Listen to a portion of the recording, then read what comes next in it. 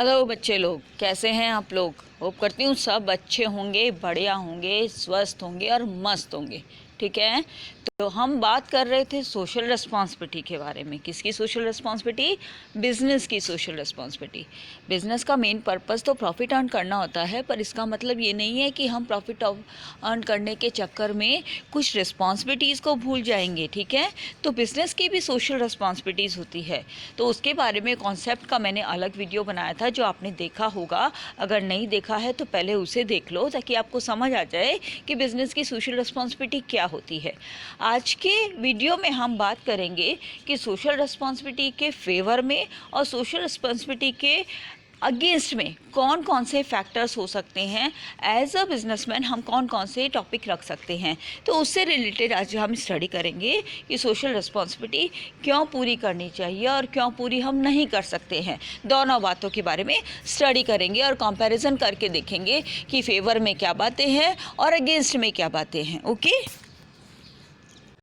चलिए फर्स्ट देखिए, argument in favour of social responsibility. पहले किसके फेवर में देखिए, आर्ग्यूमेंट हम देखेंगे फेवर में कि सोशल रिस्पॉन्सिबिलिटी फुलफिल करनी चाहिए। क्या क्या रीजंस है। फर्स्ट देखिए, justification for existence and growth. देखिए, कोई भी ऑर्गेनाइजेशन लॉन्ग टर्म तक रन तभी कर सकता है, लॉन्ग टर्म तक उसकी एग्जिस्टेंस और ग्रोथ तभी हो सकती है जब वो सोसाइटी को के लिए रिस्पॉन्सिबल रहता हो और सोसाइटी की रिस्पॉन्सिबिलिटी को पूरी करता हो, सोसाइटी को सेटिस्फाइड करता हो।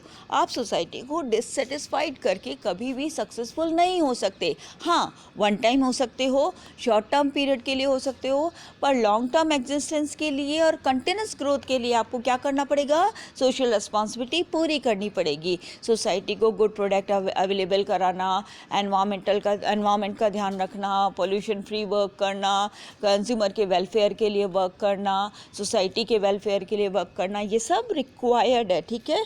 Justification for existence and growth, कि आपको अपनी ऑर्गेनाइजेशन की एग्जिस्टेंस और ग्रोथ के लिए सोशल रिस्पॉन्सिबिलिटी फुलफिल करनी चाहिए। ये इसके फेवर में पॉइंट है। ओके, नेक्स्ट देखो, long term interest of the firm. Short term के लिए कोई भी फर्म सोशल रिस्पॉन्सिबिलिटी पूरी नहीं करे तो भी प्रॉफिट अर्न कर लेती है, पर किसी भी ऑर्गेनाइजेशन का मेन ऑब्जेक्टिव लॉन्ग टर्म तक रन करना होता है, लॉन्ग टर्म तक प्रॉफिट अर्न करना होता है।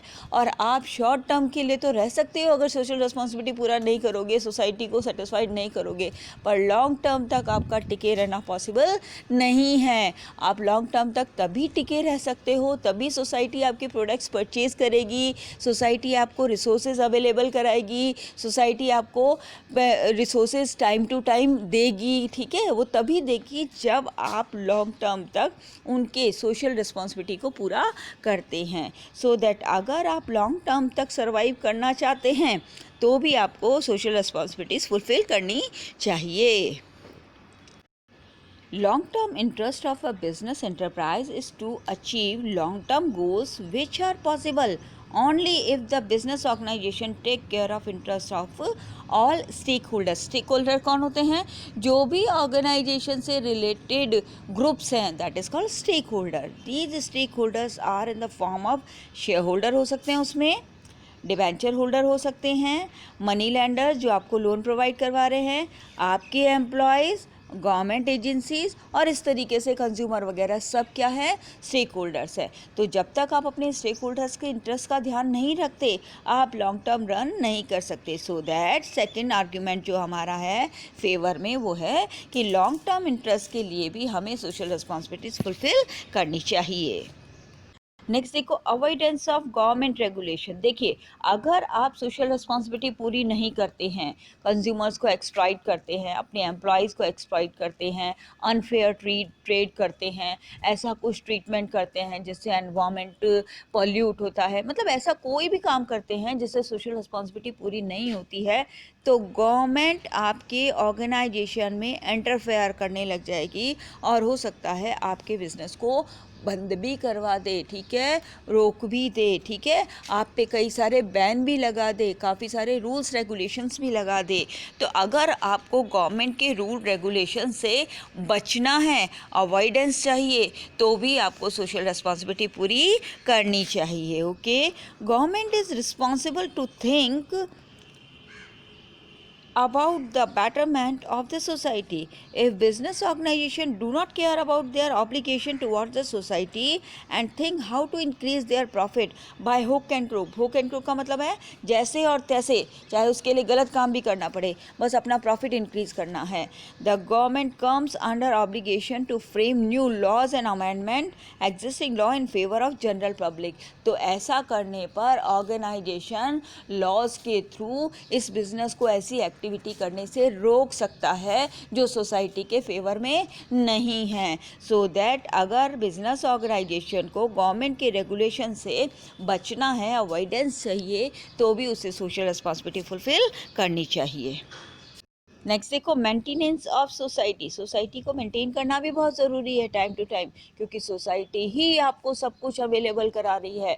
आपका प्रॉफिट, आपके प्रोडक्ट को परचेज करना, आपको रिसोर्सेज देना, सब कुछ कौन कर रहा है? सोसाइटी ही दे रही है.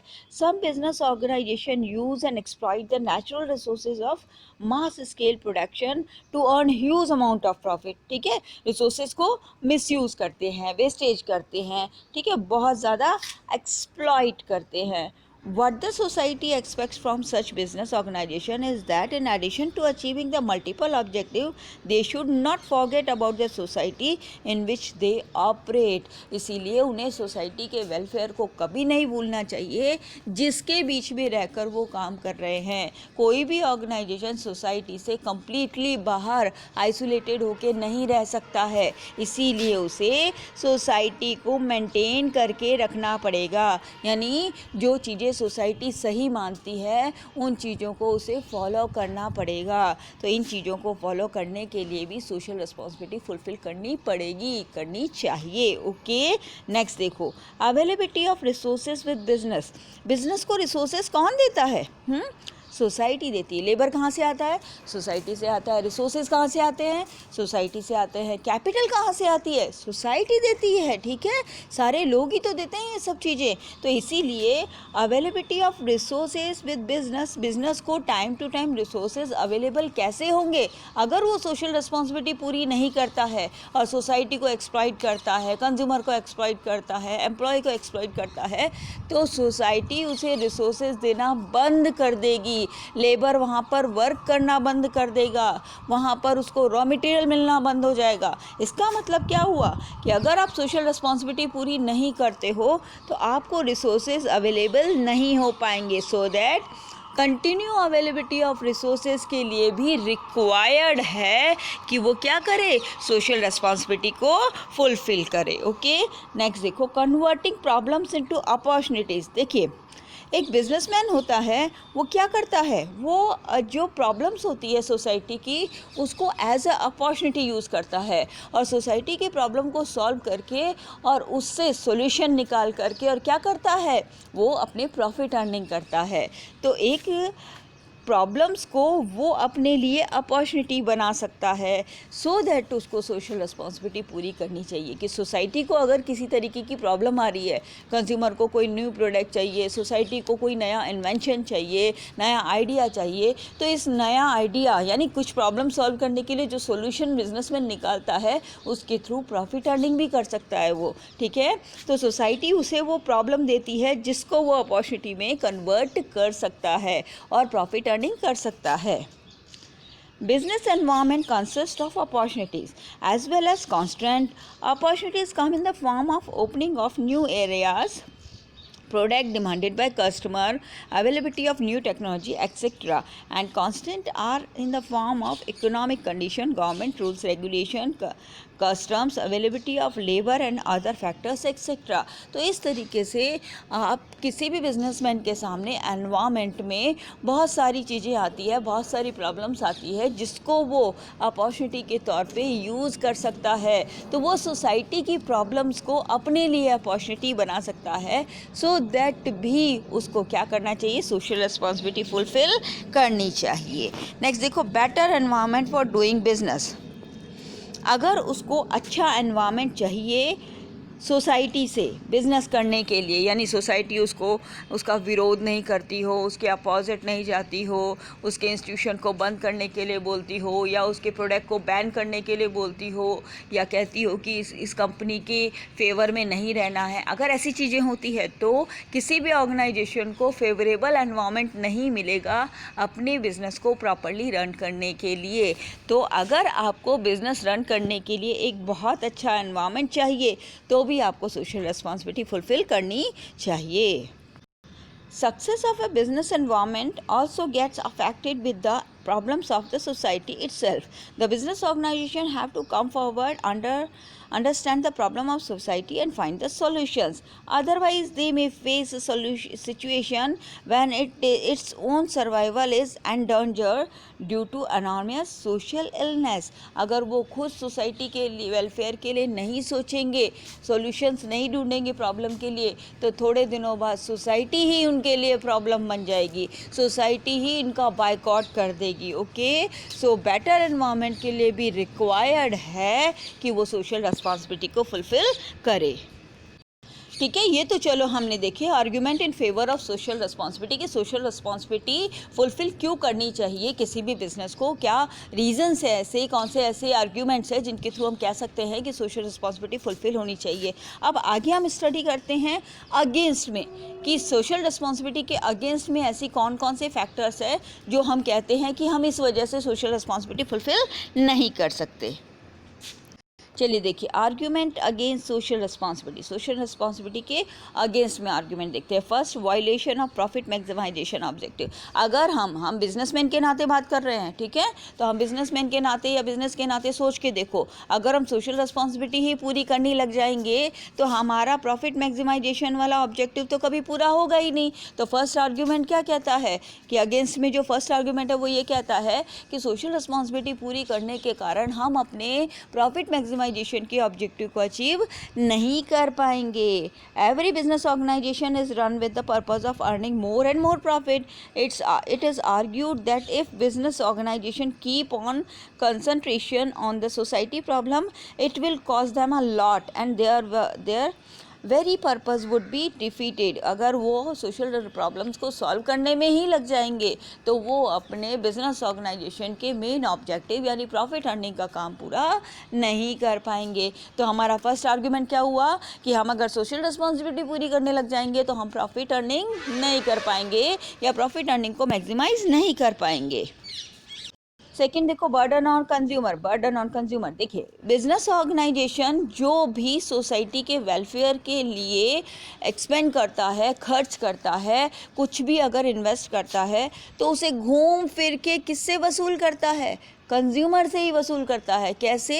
प्रोडक्ट की रेट्स इंक्रीज़ करके, प्रोडक्ट की प्राइसेस को हाई करके। ये बात हमेशा ध्यान रखना कि बिजनेसमैन अगर कहीं भी कुछ भी खर्च कर रहा है तो वो किससे वसूलता है वापस? बिल्कुल कंज्यूमर से ही वसूलता है। तो जो बिजनेसमैन एक्सपेंड करेगा सोसाइटी के वेलफेयर के लिए तो वो आखिर घूम फिर के बर्डन किस पर आएगा? कंज्यूमर ही पर ही आएगा, क्योंकि वो अपनी जेब से क्यों निकालेगा? वो क्या चाहेगा कि हम कंज्यूमर से ही रेट्स को इंक्रीज़ करके और उनसे ही ये वसूल लेते हैं। सो दैट घूम फिर के बर्डन किस पर आ गया? कंज्यूमर पे आ गया, बिजनेसमैन पे नहीं आया। बर्डन किस पे आ गया? कंज्यूमर पे आ गया। तो दूसरा आर्ग्यूमेंट ये है कि अगर हम सोशल रिस्पॉन्सिबिलिटी पूरी करने लग जाएंगे तो इस चक्कर में घूम फिर के बर्डन किस पर बढ़ जाएगा? कंज्यूमर पे बढ़ जाएगा। Business organization claim that to be social responsible it will cost them a lot. उससे उनका खर्चा बढ़ेगा, कॉस्ट इंक्रीज हो जाएगी। As for the protection of society they may be required to install pollution control devices and shift their places of business from the residential area to the specific economic zone. Government imposes tax with which they have to pass on the customers by raising the price of their product। यानी social responsibility के लिए, अगर welfare के लिए, environment pollution को रोकने के लिए, गुड क्वालिटी प्रोडक्ट बनाने के लिए उनको कॉस्ट इंक्रीज हो जाएगी और वो कॉस्ट को धीरे से किससे वसूलेंगे? धीरे धीरे बिल्कुल कंज्यूमर से वसूलेंगे। सो दैट सेकेंड आर्ग्यूमेंट ये है कि अगर हम सोशल रिस्पॉन्सिबिलिटी पूरी करने लग जाएंगे तो घूम फिर के बर्डन किस पे आएगा? कंज्यूमर पे आएगा। नेक्स्ट देखो, lack of social skills, social skills की कमी। देखिए कोई बिजनेसमैन है, वो अच्छा बिजनेसमैन तो हो सकता है, वो अच्छे डिसीजन ले सकता है, बिजनेस प्रोडक्शन से रिलेटेड काम कर सकता है, पर क्या वो सोशल प्रॉब्लम्स को सॉल्व करने में भी अच्छा होगा? ऐसा ज़रूरी नहीं है।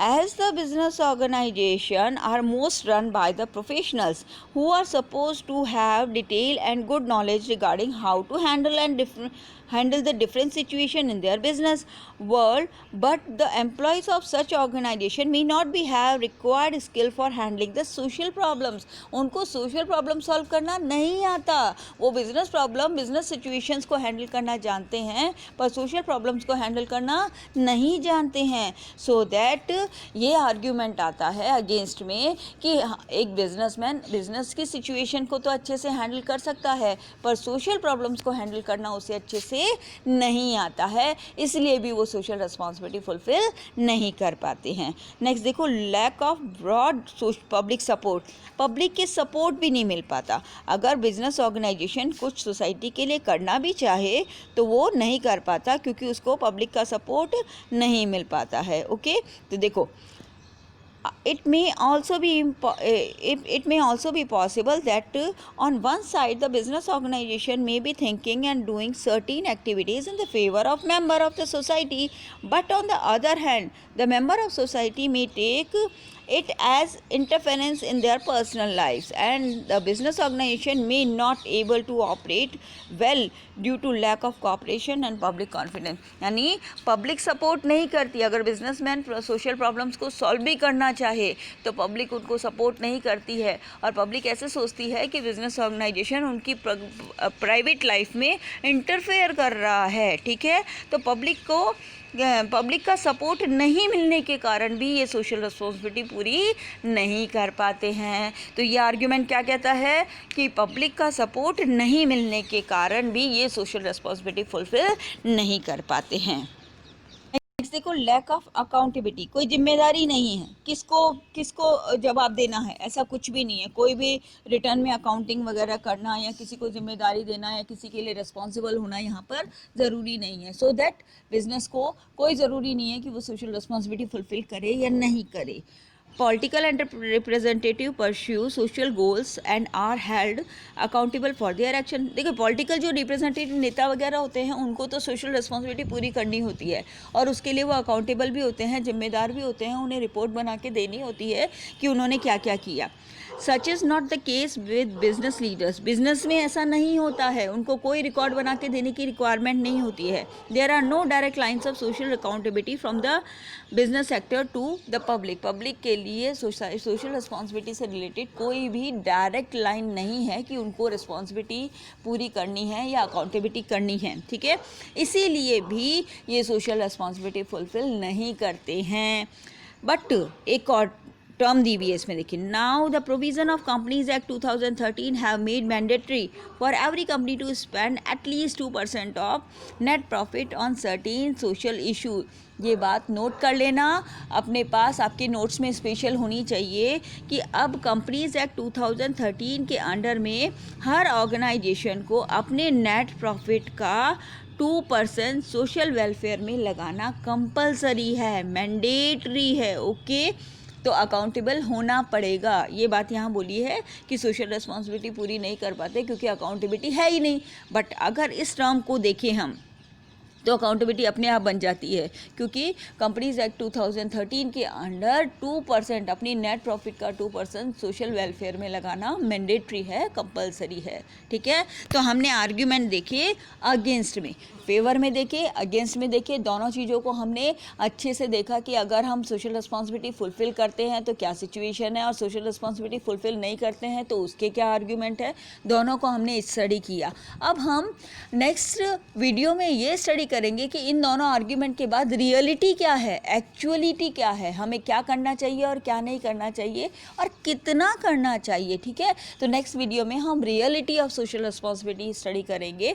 अभी हमने पढ़ा आज आर्ग्यूमेंट फेवर में और आर्ग्यूमेंट अगेंस्ट में कि सोशल रिस्पॉन्सिबिलिटी बिजनेस की कैसी कैसी होती है और कैसे वो फुलफिल करते हैं या नहीं कर पाते हैं। ओके, तो होप करती हूँ आपको ये वीडियो समझ आया होगा, टॉपिक पूरा क्लियर हो गया होगा। अगर वीडियो समझ आया है, अच्छा लगा है तो लाइक करो, शेयर करो एंड अभी तक सब्सक्राइब नहीं किया है तो सब्सक्राइब करो। Okay, thank you.